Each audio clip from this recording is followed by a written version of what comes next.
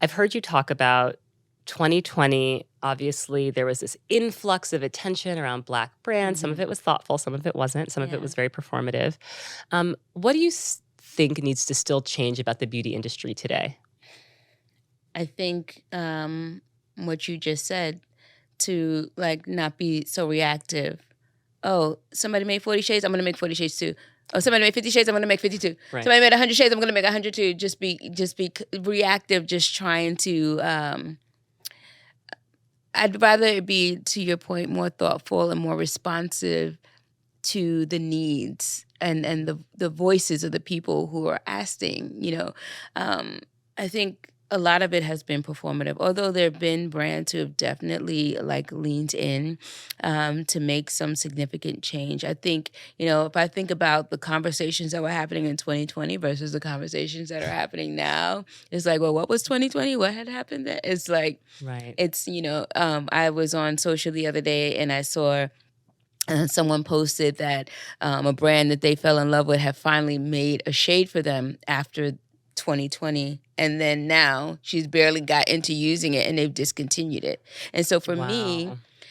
if you've never catered to a specific audience before and you just made a shade, you can't expect for them to be showing up and living and breathing through your brand if you didn't do more, if you're not reaching out to that person, if you're not creating more for that person. So I think dig a little deeper, everyone, right? And just if you're going to commit, really commit.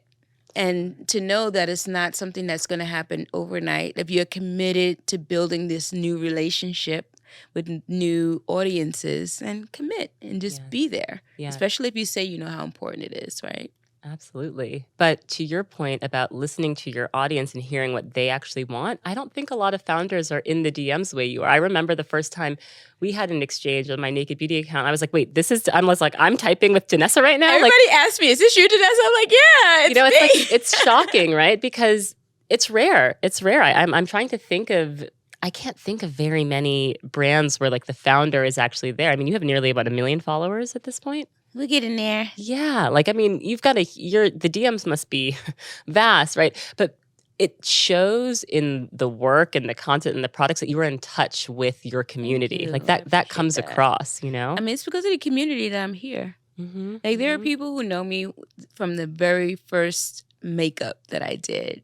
There are people who know me from like way back in Bronner Brothers days when I was like there like teaching or selling DVDs when I didn't even have product. There are people who've been following my journey and championing for me. And so I want them to know that I'm still here for them too, right? I mean, or who are we creating for, right? We're creating for the people, right? And the voices in my DMs and on my pages have really helped evolve the brand. Yes. Because you don't know what you don't know. Sometimes we're in our own heads or we're talking to ourselves. And when you hear what other people have to say of their perspective of how they see your brand, it really opens you up to an understanding. Like these are people at the end of this color fix, right? At the end of this bomb powder. Who is that face? I need to know who you are. I need to see you in your life. I want to see you in the street and how you're using it. And if you're actually calling me and telling me, hey, through the DMs, hey, I love this because, or this doesn't work because, like that's a gift. True. That's a gift. Yeah. So I just really try and just be in there as much as possible. That's amazing. A lot of people would just rely on the data from their website, but it's not the same. It's not the same as that real feedback.